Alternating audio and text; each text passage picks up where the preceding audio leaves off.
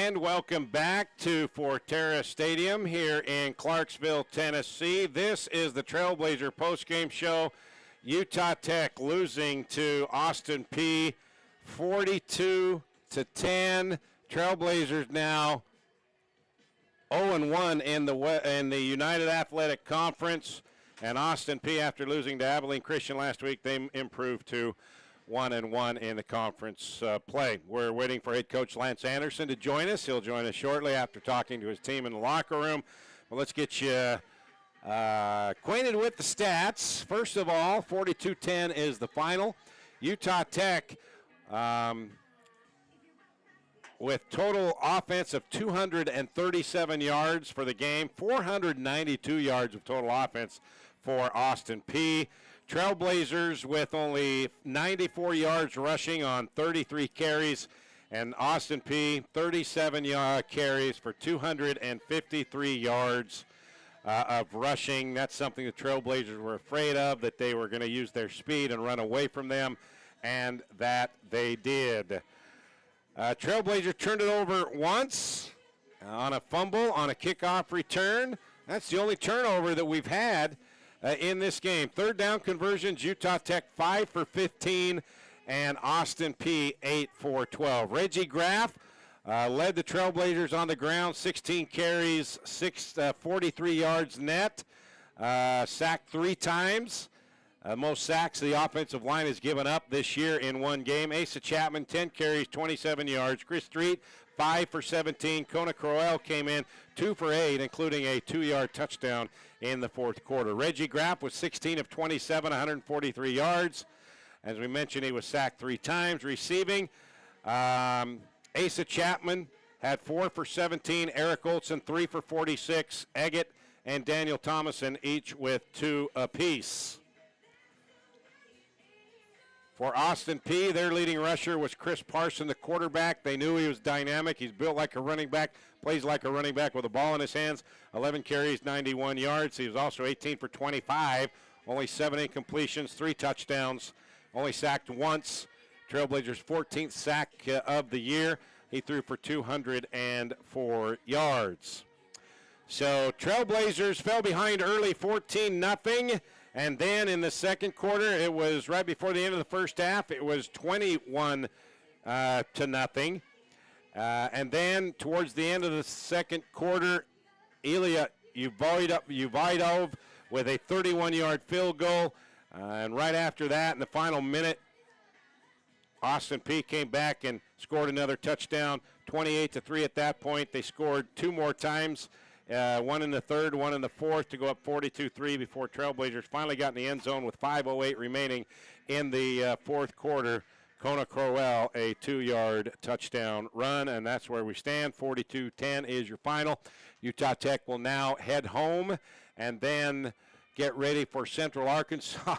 We'll head back to Arkansas in the South next Saturday, trying to get our first United Athletic Conference win and get this bad taste out of the mouth. Like we mentioned before, this is the first time all season long Trailblazers have not been in a game in the fourth quarter.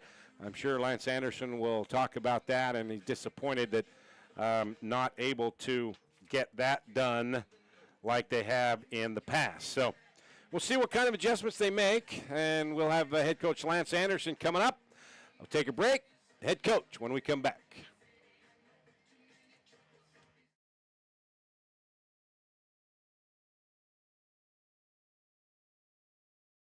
If you haven't seen Utah Tech University lately, chances are you haven't seen it at all. With hands-on polytechnic learning across 300 academic programs, 30 new and renovated state-of-the-art facilities, the most affordable university tuition in the state, and 300 days of sunshine, why look anywhere else? Discover why Utah Tech was recently named one of Education Magazine's 10 prominent universities and colleges to watch. Join us and experience the active learning, active life difference at Utah Tech.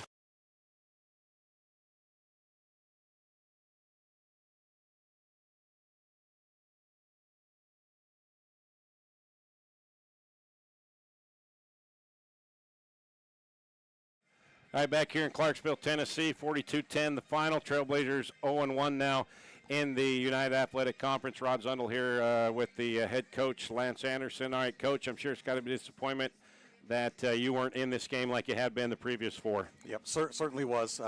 Never felt like we were really in this game.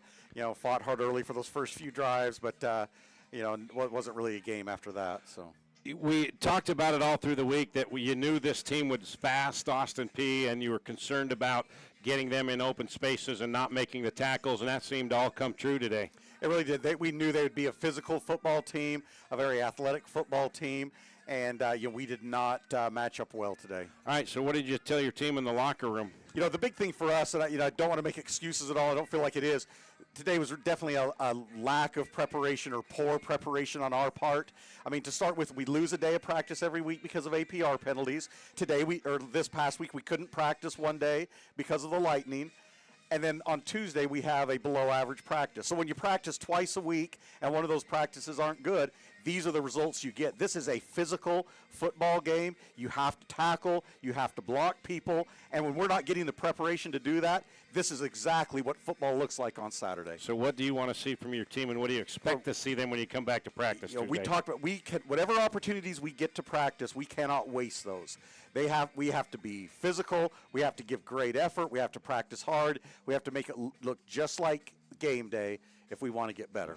Was this more, I mean, you've been in the games physically, all the games, but was today more mental or physical? It was physical for sure.